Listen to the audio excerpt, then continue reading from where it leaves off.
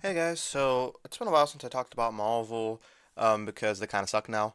But I don't know, I just thought it's been a while. So today I'm gonna be talking about my top 10 TV seasons that the MCU has made.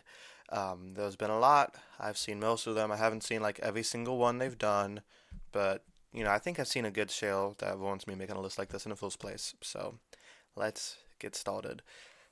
Number 10, we have Agents of S.H.I.E.L.D. Season 3. So, I enjoyed seasons 1 and 2, but 3 is when things really kicked in. Like, I don't know, it's just a great season of television. Um, there's, like, the whole world thing, the whole, like, Coulson and him go head to head, and, he becomes this hive, which is one of the greatest villains. The whole, like, hive thing, and then the Inhuman subplot. There's a lot going on here, which makes the 22 episodes not feel padded in the slightest. I love the Risky Bottle episode they did, where they had Simmons all alone on that planet, like by herself the entire time, which is cool because like usually the show's an ensemble piece, but having just her and that one other dude in the episode, I don't know, it just made it feel really different and fresh. That's one of my favorite episodes of the show, and yeah, Simmons does a great job. Elizabeth Hendrix does a good job in it. I also the season had Powers Booth as a villain. You can't go wrong with that. Okay, number 9 we have season 2 of Agents of Shield, which is about equal to season 3. I don't know. Like I said, I hit its stride, and like season 1 was okay, but 2 and 3 is when it gets really good. Here we have the whole like I don't know. It just feels a lot more serialized in season 1. We have the Inhuman storyline. We have Sky's transformation into an Inhuman, and eventually her becoming named Daisy. We have her evil mom, which is a very compelling character. Her dad is played by Kyle MacLachlan, a great character. You never really know whether or not to trust him that much. That was actually the first thing I've seen Kyle MacLachlan in, and after watching Twin Peaks, he became one of my favorite actors. So he was great in it. We're introduced to like all these other characters. Like I think Mac starts on the show this season. We got when Bobby. I don't know. It just becomes like the cast grows. We see Ward like in all of his conflicted bat. He's evil, but like we kind of we learn why he's evil. I don't know. He's very good this season. Number 8, we have season 2 of Loki. Um, Great season all around. One of like the only good things Marvel has done lately in the past few years. It's great. Sylvie's a lot more likable this season. We have some new characters like Kihei Kwan. Um, and of course, like the backbone between Loki and Mobius makes it very, I don't know, just makes it a very compelling season of television. I really enjoyed season 2 of Loki. The ending where Loki sacrifices himself to save his friends. It's great because like you wouldn't really expect Loki to do that. It just shows how much he's changed since the beginning of the series. 7, we have season 5 of Agents of Shield. So this is a cool season because the first half, they're pretty much in space the whole time. Now, I don't know if that was done to save money on sets, but it was really compelling stuff. And the whole time you're thinking like, when are they gonna get home? When are they gonna get home? I love Fitz and Simmons. The show always does this to us, where they separate them for large chunks of episodes. It drove me crazy because these two were like meant to be together, but forces are always drifting them apart every single time. It drives me crazy. Um, when they get back home, and the villain, who's like the general guy, he becomes evil.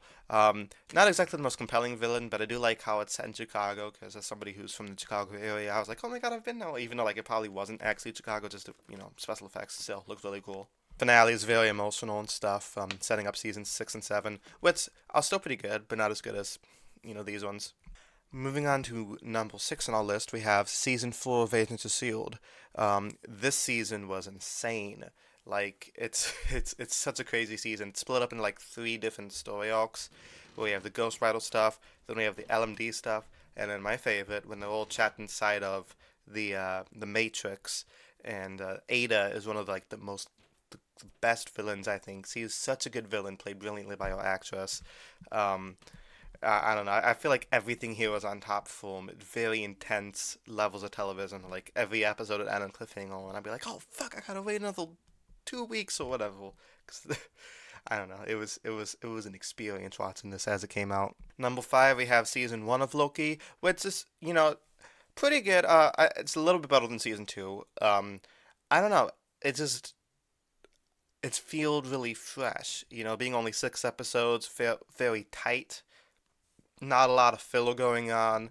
Um, Female Loki got on my nerves a little bit, but speaking about on season two, but season one just felt so like I don't know, the TVA felt so fresh and dynamic, and the whole mystery of who's really controlling the TVA kept me engaged episode to episode. So, very good season there. Tom Hiddleston is great.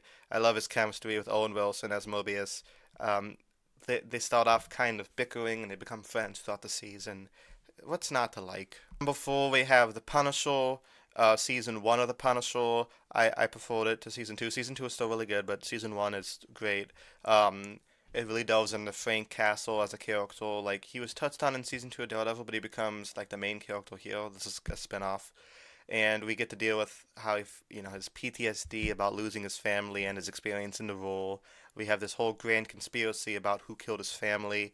The side characters are really good too, like that police officer lady. I forgot her name, but she was cool. Karen is good here because he's very different. I mean, she's still the same Karen, but she serves a very different purpose in this than she does in Daredevil.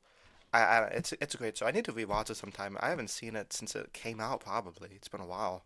And three, two, and one, it's Daredevil. All 3 seasons of Daredevil. It's very hard to rank them. If I had to rank them, I'd probably just go like three as number one, two as number two, one as number three. But it's very hard because all 3 seasons are just the peak quality. I love that show so much. I'm very scared about them making another one because I hope it's not going to be the same continuity, different writers, different cast besides Charlie and Vincent. But I don't know. Each season had such like they had great villains. Season one you had Wilson Fisk. Season two you had Elektra.